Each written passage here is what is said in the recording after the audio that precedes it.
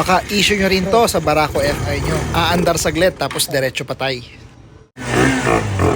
Diretso patay, diretso patay. Ngayon, lalagay ko sa Primera. Start ko ulit to. Pa.